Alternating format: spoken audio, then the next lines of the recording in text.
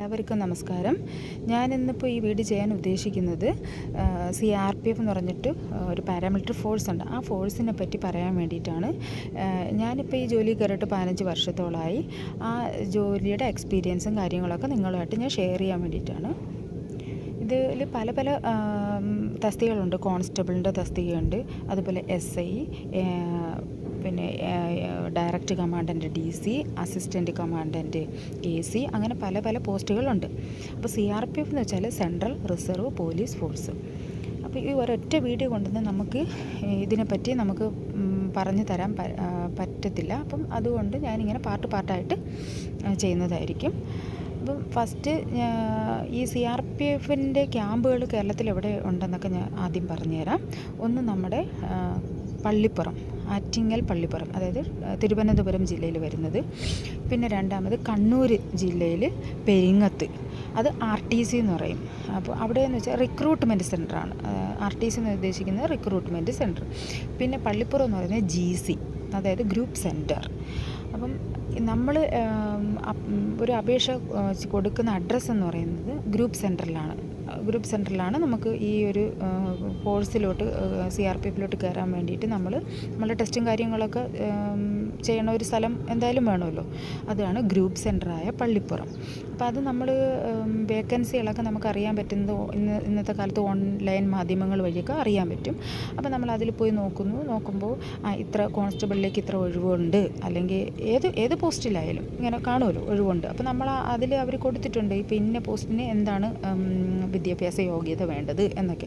അപ്പോൾ അത് നമുക്ക് ഓക്കെ ആണെന്നുണ്ടെങ്കിൽ നമുക്ക് അപേക്ഷിക്കാം. അപ്പോൾ കോൺസ്റ്റബിളിനൊക്കെ എന്ന് പറയുമ്പോൾ ഞാൻ കയറുന്ന സമയത്ത് 10 ആയിരുന്നു, ഇപ്പോൾ അത് +2 ആയിട്ടുണ്ട്.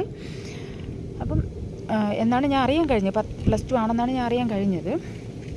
അപ്പം നമ്മൾ ആ ഇൻസ്ട്രക്ഷൻസൊക്കെ അനുസരിച്ചിട്ട് നമ്മൾ അവർ പറയുന്ന ആ അഡ്രസ്സിലേക്ക് നമ്മൾ അപ്ലൈ ചെയ്തിട്ട് എന്തായാലും ഒരു മാസമൊന്നും ആകണ്ട, അതിനുള്ളിൽ തന്നെ നമുക്ക് കാർഡ് വരും, അക്നോളജ്മെൻറ്റ് കാർഡ് വീട്ടിൽ വരും. അപ്പം ഈ നമ്മൾ അപേക്ഷിക്കുമ്പോൾ ആ അപേക്ഷിക്കുന്ന അപേക്ഷകളിലും അവർ ഒരു സെലക്ഷൻ ചെയ്യുന്നുണ്ട്. അപ്പം അതായത് അവരിപ്പം കുറേ കുട്ടികൾ എന്തായാലും അയക്കുമ്പോൾ അവരതിൽ നോക്കും.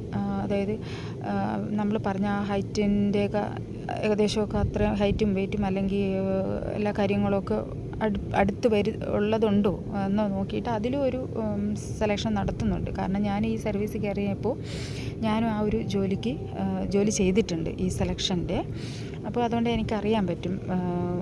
നമ്മൾ അപേക്ഷിക്കുമ്പോൾ ആ അപേക്ഷകളിലും അവരൊരു സെലക്ട് ചെയ്തിട്ട് ഈ കുട്ടിയൊക്കെ ഓക്കെയാണ്, ഇത് കുഴപ്പമില്ല എന്നൊക്കെ തോന്നുന്ന വീടുകളിൽ അക്നോളജ്മെൻറ്റ് കാർഡ് അയക്കും.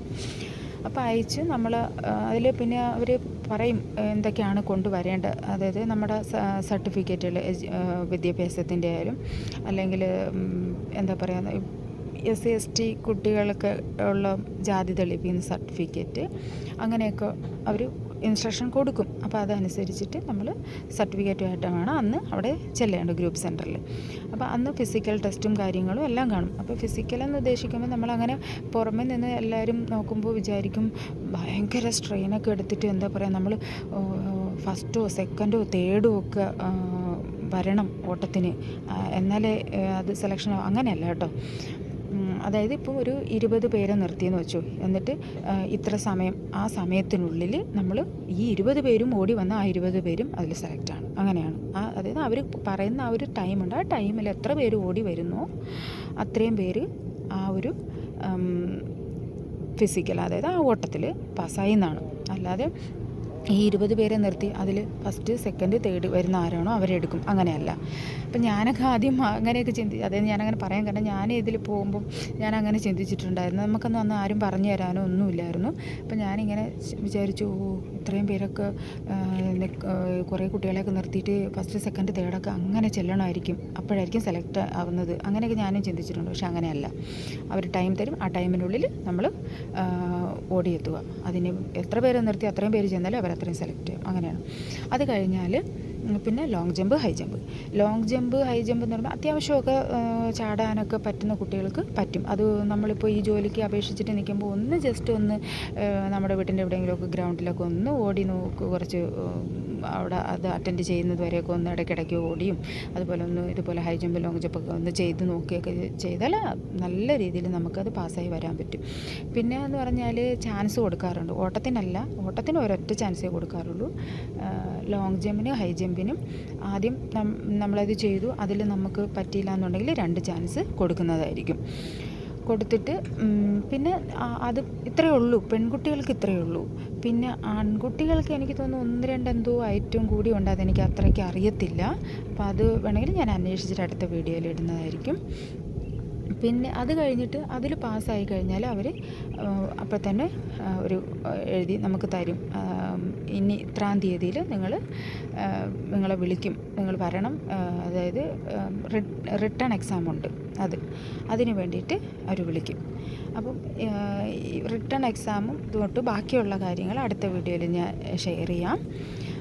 എന്തെങ്കിലുമൊക്കെ സംശയങ്ങളുണ്ടെങ്കിൽ നിങ്ങൾക്ക് ചോദിക്കാവുന്നതാണ്. ഇപ്പോൾ നിങ്ങൾക്ക് ആ ഒരു ജോയിൻ ചെയ്യുമ്പോൾ എന്തൊക്കെ കൊണ്ടുപോകണം, അല്ലെങ്കിൽ എന്താണ് ഈ ഫോഴ്സ്, CRPF എന്ന് വെച്ചാൽ എന്താണ്, അതിൽ ഫിസിക്കൽ എന്തൊക്കെയാണ് ഉള്ളത് എന്നൊക്കെ ഒരു ചെറിയൊരു ഐഡിയ നിങ്ങൾക്ക് കിട്ടിക്കാണുമെന്ന് ഞാൻ വിചാരിക്കുന്നു. എന്തെങ്കിലും നിങ്ങൾക്ക് അതിനെപ്പറ്റി കുറച്ചും കൂടിയൊക്കെ അറിയാനോ എന്തെങ്കിലുമൊക്കെ ഡൗട്ട് കാര്യങ്ങളൊക്കെ ഉണ്ടെങ്കിൽ ചോദിച്ചാൽ ഞാനത് ഷെയർ ചെയ്യുന്നതായിരിക്കും. അപ്പോൾ എല്ലാവർക്കും ബൈ.